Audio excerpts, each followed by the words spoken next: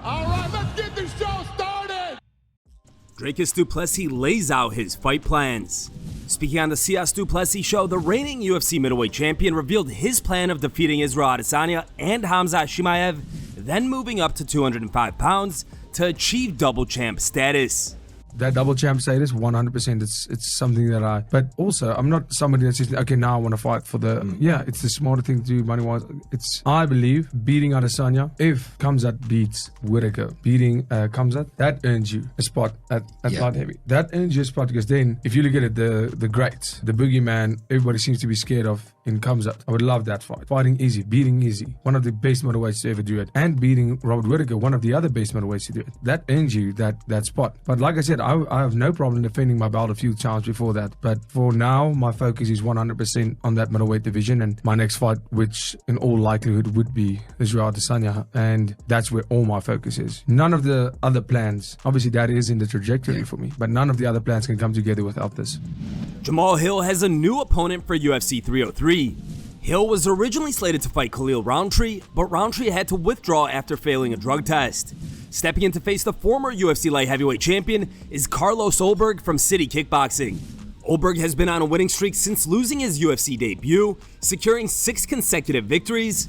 His most recent triumph was a stunning 12-second knockout of Alonzo Menefield at UFC on ESPN 56 earlier this month, earning him Performance of the Night honors. On the other hand, Hill is looking to bounce back after his title loss to Alex Pereira at UFC 300 in April.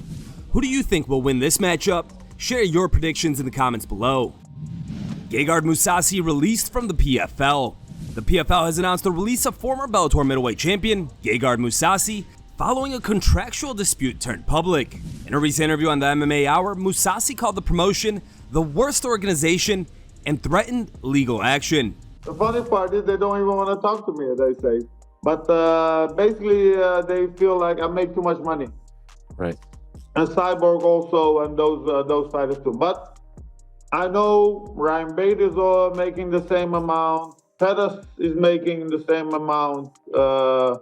Pitbull Brothers, I don't know both, but they make roughly the same amount.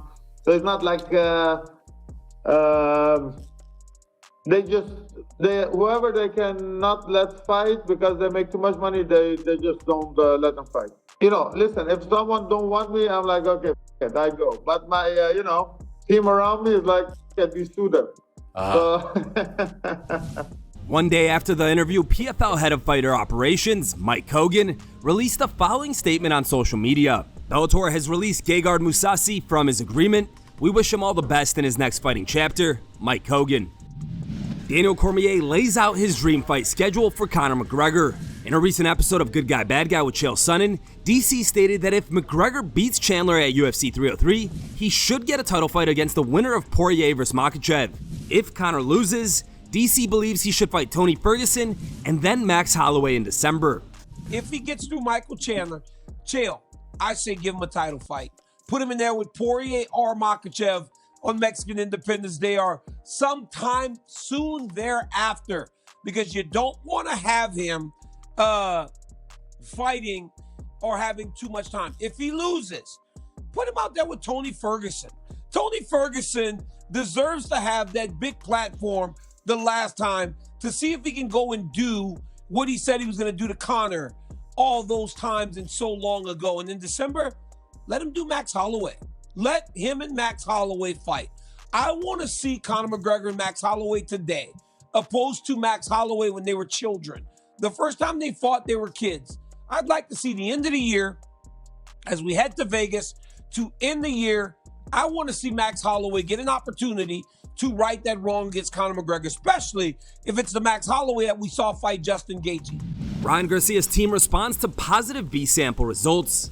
Following a report that Garcia's latest B-sample drug test results for his April 20th fight with Devin Haney came back positive for the banned substance ostarine, Garcia's legal team released a statement assuring he took contaminated supplements. The statement reads, Ryan Garcia is committed to clean and fair competition and has never intentionally used any banned substance. Soon after being notified of his positive test, Ryan voluntarily had his hair collected and shipped to Dr. Pascal Kintz, the foremost expert in toxicology and hair sample analysis. The results of Ryan's hair sample came back negative. This is consistent with contamination and demonstrably proves that Ryan had not ingested ostarine over a period of time, the only way he would have had any advantage whatsoever in the ring. Ryan has voluntarily submitted to tests throughout his career, which have always shown negative results. He also tested negative multiple times leading up to the fight against Haney. All of these factors, combined with his ultra-low levels from samples taken on April 19th and 20th in the billionth of a gram range, point to Ryan being a victim of supplement contamination and never receiving any performance-enhancing benefit from the microscopic amounts in his system. We are certain that one of the natural supplements Ryan was using in the lead-up to the fight will prove to be contaminated and are in the process of testing the supplements to determine the exact source. Greg Hardy gets knocked out again. The former UFC heavyweight and ex-NFL All-Pro defensive end was knocked out and fell limp into the ropes during Thursday's Team Combat League event against Patrick Mailata from Samoa.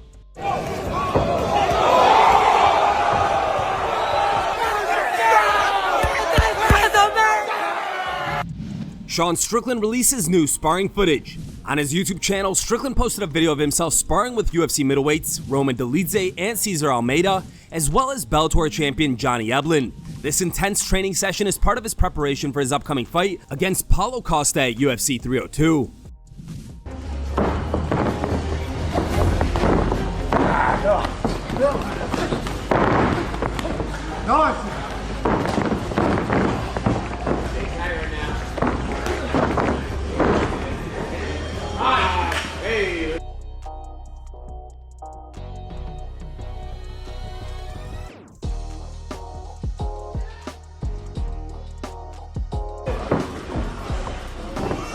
Don't let him get that rhythm on. Break it up, break it up.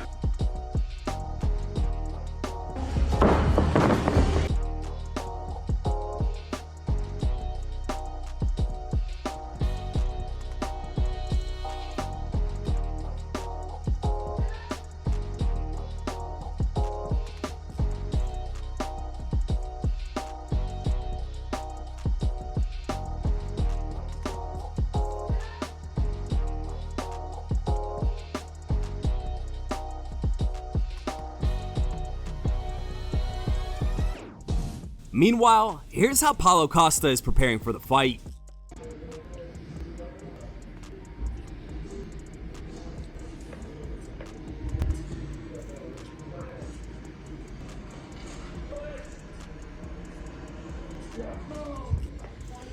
Are you watching Sean Strickland to learn something about him?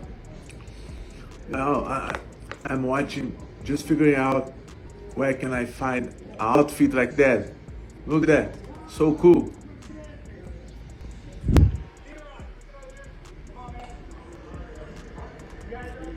But I want with Mexican flag all the way. You're being beautiful. It's time for today's top memes. Third place was found over on Instagram and was posted by TMM Official. The second place meme was found over on Instagram and was posted by Dro MMA Dro.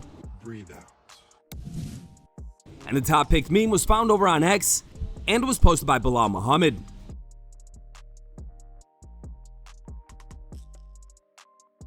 Thanks for watching. If you like the content, smash that like button and don't forget to subscribe to stay in the talk.